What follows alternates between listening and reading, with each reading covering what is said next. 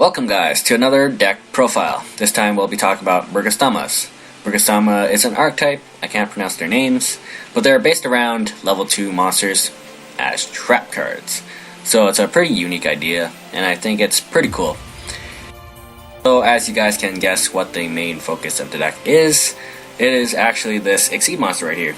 It requires 3 or more level 2 monsters, so it's not the easiest monster to summon in the world, but I assure you, the effect is really good. It's unaffected by other monster effects. If a trap card is sent from your spell and trap zone to the graveyard, you get to look at the top card of your deck. If it's a trap card, add it to your hand. If not, send it to the graveyard. So basically, it's a bit of RNG right there, but we can actually make use of its other effect where it sends it to the graveyard if it's not trap card, as an advantage. Once per turn, during either player's turn, if it has a trap card as Exceed material, you get to detach one material from it and then pop a card on the field. So basically, it can disrupt your opponent as well, because it's during either player's turn, so that's really good. So the Burgesstoma trap cards that we'll be using is all of them, because the archetype is very limited and they're relatively all good. So yeah. So the Burgesstoma trade-in right here is discard one Burgesstoma card, draw 2 cards. The Burgesstoma MST, target one spell and trap card on field, destroy it. The Burgesstoma Book of Moon, it's basically Book of Moon, but you can only use it on your opponent's monster, so target one monster your opponent controls, change it to face down defense position. The Burgesstoma Shrink, target one monster on field, half its attack and defense until the end phase. You can also use this card during damage step, so that's really good. So the Burgesstoma archetype effect is that when a trap card is activated on the field, including your opponents, you can special summon them back from the graveyard as a level 2 monster. Water, Aqua, 1200 attack, 0 defense, and banish it when it leaves the field. It's also unaffected by monster effects. Now you can't summon them recklessly because it does say banish it when it leaves the field, kind of like Plague Spirit Zombie. We'll be using that as well. So on an important note, the Burgesstoma Shrink card can be used during damage step. However, you cannot chain a Burgesstoma trap card in your graveyard to special summon in response to the damage step activation of the Burgesstoma Shrink card, because it's during damage step and the Burger special summon effect is not fast enough to handle the damage step. Speed spell 2.5, I would say.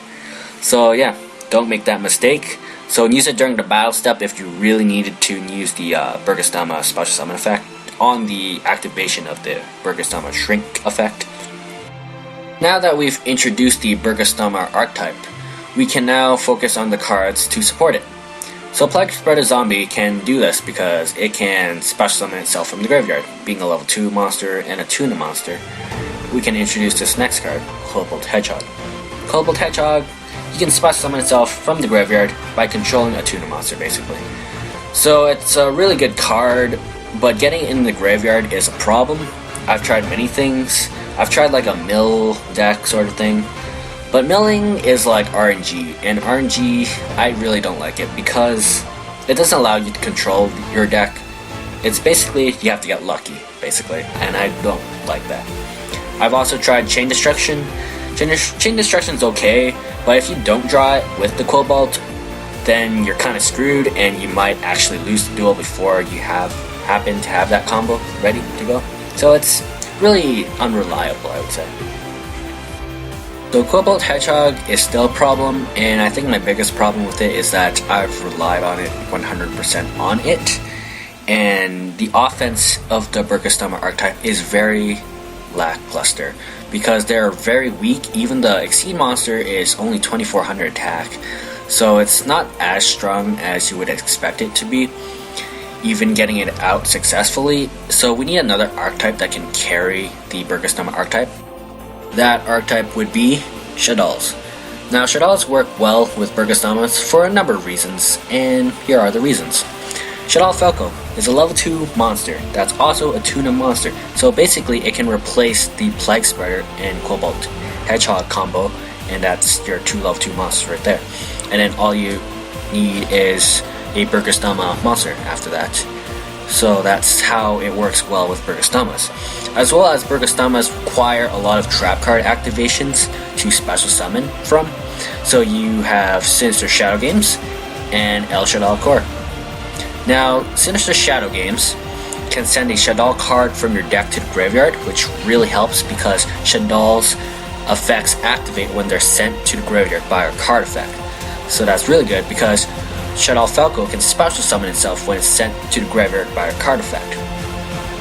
So that's where your level 2 engine also relies on. So that's how it synergizes with the Shaddoll trap card lineup as well. Also, the Exceed monster, as I've said before, it sends the card to the graveyard if it's not a trap card when you excavate the top card of your deck. And Shaddoll's effects activate when they're sent to the graveyard by a card effect, including the Burgesstoma Exceeds effect. So you might have a good luck of RNG right there, because you have a whole bunch of Burgesstoma cards which you can add it to your hand. If you get the Sinister Shadow Games or the Shaddoll Core, you can also add it to your hand because it's any trap card that gets excavated and you get to add it to your hand.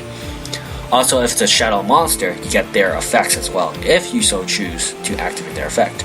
So your RNG chances with the Burgesstoma Exceed monster effect of the RNG effect is really high chance of success.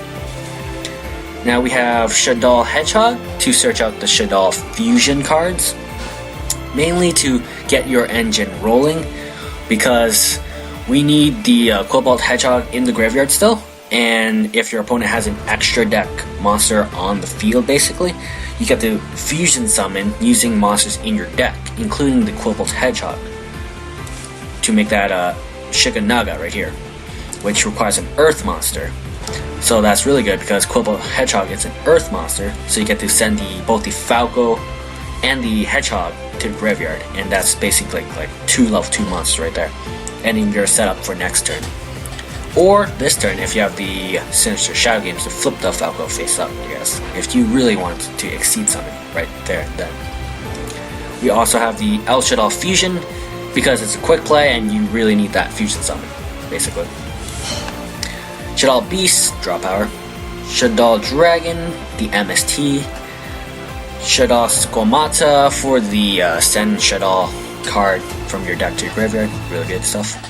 We're also running the rank 6 engine, Wattail Dragon, Labrat Dragon, Tefnuit, Sue, and Aset. The Heretic engine is bigger in this deck because the Beatrise the Eternal Lady really does help out with the entire deck, because the entire deck is basically graveyard reliant. So that's why I have the Heretic engine being bigger than usual. And we are also running Heretic Seal of Convocations. We got triple Destiny Hero Malicious because it's also helpful for the rank 6 engine for the Beatrise the Eternal Lady. A quick rundown of her effect, of course, is that she can send a card from your deck to the graveyard by detaching 1 material during either player's turn. So more than likely you'll have double mills, and that's really good. So yes, the Heretics help send or make the Beatrise the Eternal Lady.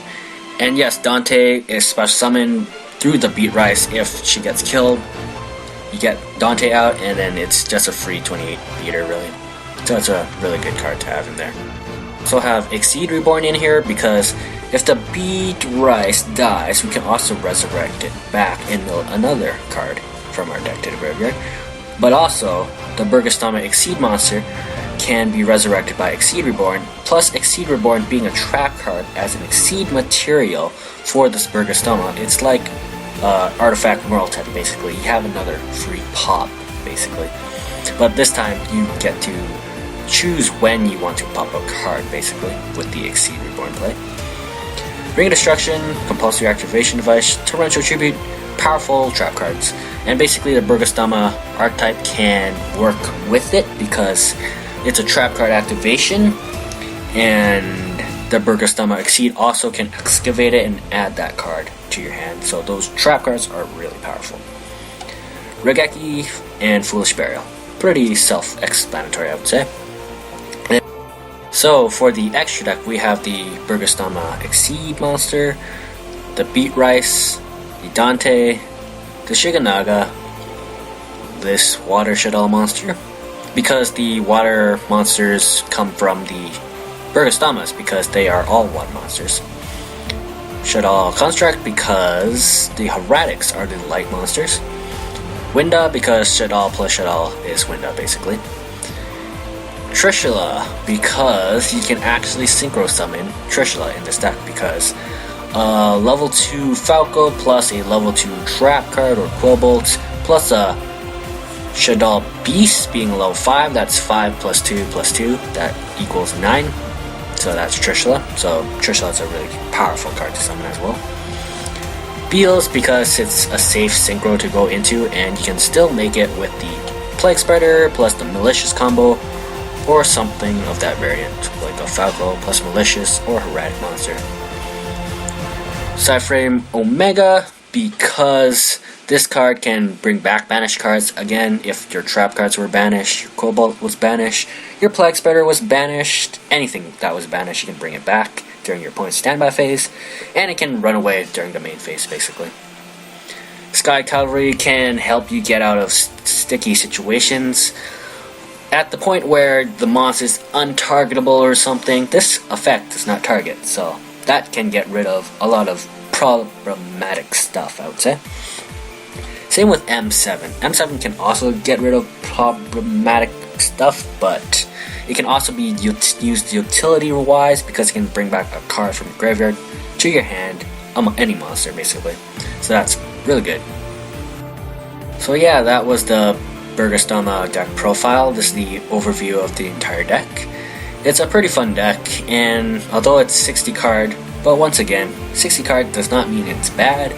It just means that it might be more inconsistent, but still, it can pull out some pretty big punches, and it does work well together, so your hands should be relatively pretty good and pretty well oriented to starting your combos. And yeah, this deck is very fun, and I suggest you guys try it out. And